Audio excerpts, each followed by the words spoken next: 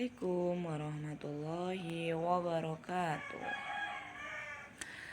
Hai anak-anak, bagaimana kabar kalian semua hari ini? Semoga kalian dalam keadaan sehat dan selalu dalam lindungan Allah Subhanahu wa taala. Amin.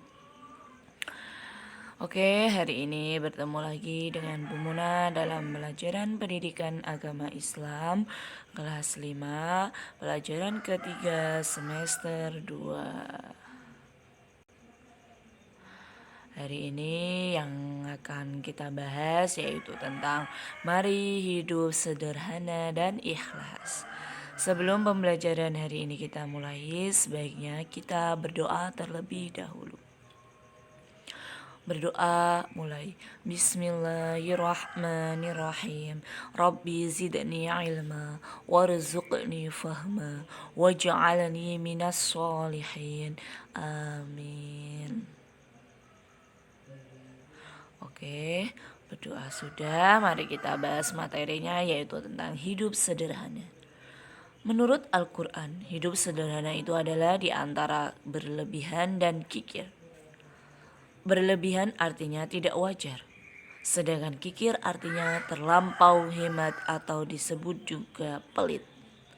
Dalam menggunakan uang jajan dianjurkan agar tidak berlebihan dan tidak pula kikir. Hidup sederhana bukan berarti harus miskin atau tidak punya apa-apa.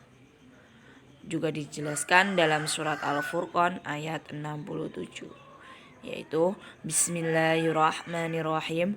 Walladzina idza anfaqu lam yusrifu wa lam yaqturu wa kana baina dzalika qawama.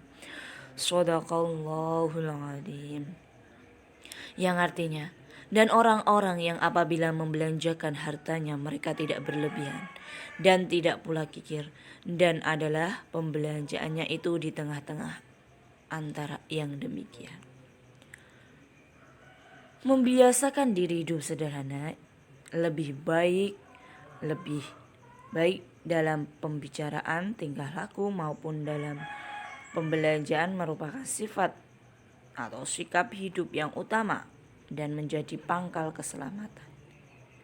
Hidup sederhana artinya hidup dalam ukuran dan kadar yang wajar, tidak melebihi dan tidak mengurangi.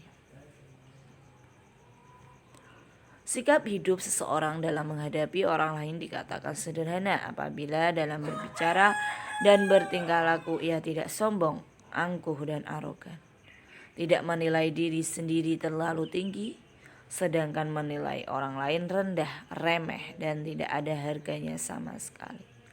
Meskipun Nabi Muhammad SAW seorang Rasul dan pemimpin yang memiliki pengaruh dan kekuasaan, tetapi ia selalu hidup sederhana dan menghindari hidup mewah dan boros. Menurut riwayat Nabi Muhammad SAW, setelah tidur beralaskan sehelai tikar, dan kalau ia terbangun dari tidurnya terlihat ada bekas tikar di pipinya. Begitu sederhananya kehidupan Nabi, tetapi sangat mulia di hadapan Allah Subhanahu wa taala. Nabi Muhammad teladan kita. Ketaatan dan kesederhanaan Nabi Muhammad harus kita contoh dengan segenap kemampuan kita. Orang yang hidup sederhana bukan berarti orang yang miskin atau tidak punya. Dalam hidup sederhana ini ada banyak manfaatnya, di antaranya yang pertama yaitu akan mendapat pahala yang banyak. Mampu melawan godaan setan yang mendorong hidup boros. Disenangi banyak orang. Tidak akan ditimpa penyakit resah gelisah. Dicintai oleh Allah Subhanahu wa taala, jiwanya akan tenang, hidupnya akan bahagia.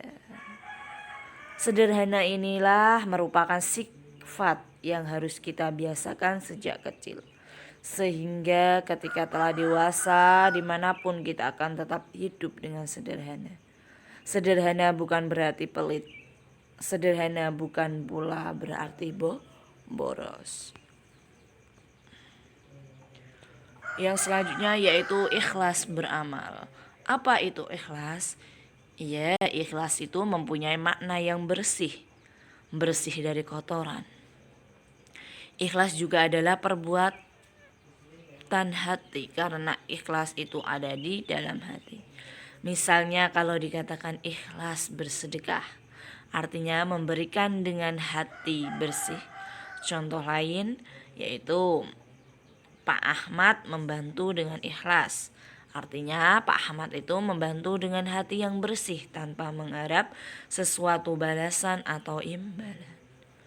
Beramal harus dilakukan hanya semata-mata mengharap ridho dari Allah sesuai dengan yang dijelaskan dalam surat Al-Bayyinah ayat 5, yaitu bunyinya Bismillahirrahmanirrahim. Wa ma umiru illa liya'budullaha mukhlisina lahuddin hunafa'a wa yuqimus sholata wa yu'tuz zakata wa dzalika dinul qayyimah, yang artinya padahal mereka tidak disuruh kecuali supaya menyembah Allah dengan memurnikan ketaatan kepadanya dalam menjalankan agama yang lurus, dan supaya mereka mendirikan sholat dan menunaikan zakat, dan yang demikian itulah agama yang lurus. Shadaqallahul adzim.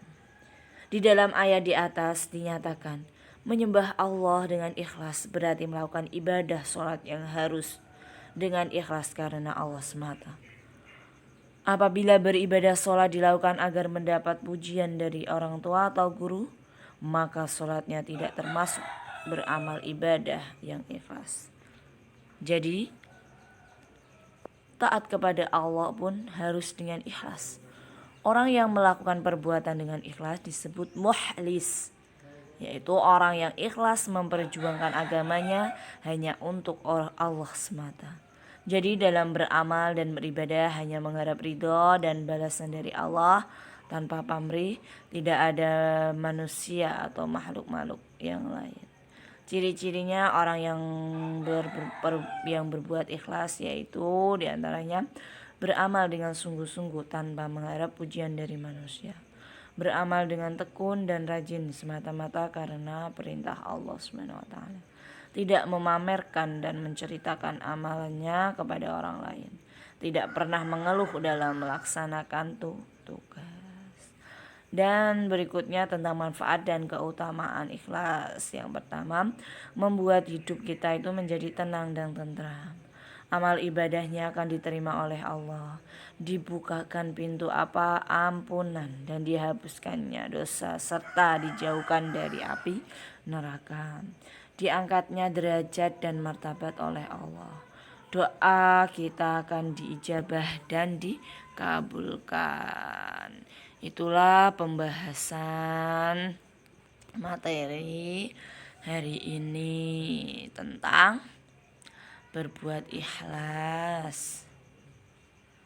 Dan apa tadi? Iya, berbuat ikhlas itu harus semata-mata karena Allah. Tidak boleh kita berbuat apapun itu ingin dipuji oleh orang lain, tapi kita melakukannya yaitu karena Allah. Semoga materi yang Bu Muna sampaikan kalian paham. Semoga pembelajaran hari ini bermanfaat bagi kita semua. Saya pribadi, Bu Muna minta maaf bila ada kesalahan. Bu Muna mengucapkan terima kasih sebanyak-banyaknya. Kita akhiri pembelajaran hari ini dengan bacaan hamdalah bersama. Alhamdulillahirabbil alamin. Wassalamualaikum warahmatullahi wabarakatuh.